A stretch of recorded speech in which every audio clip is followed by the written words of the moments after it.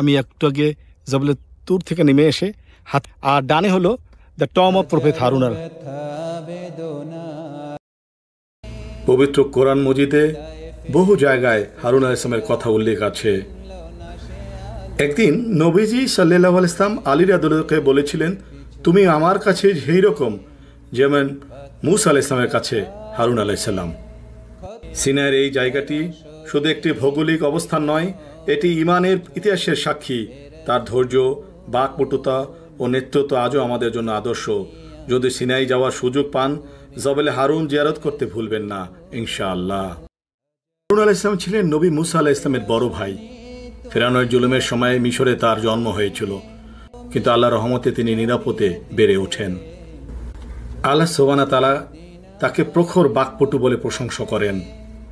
মূসা আলাইহিস সালাম ফিরআউনের মুখোমুখি হতে গিয়ে হারুন আলাইহিস সালামকে সাহায্যকারী হিসেবে আল্লাহর কাছে ফরিয়াদ করেছিলেন।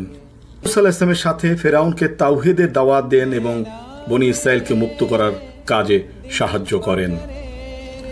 যখন মূসা আলাইহিস সালাম আল্লাহর সাথে কথোপকথনের জন্য তুর পাহাড় পেতে যান, তখন তিনি তার ভাই হারুন আলাইহিস সালামকে দায়িত্ব দিয়ে যান।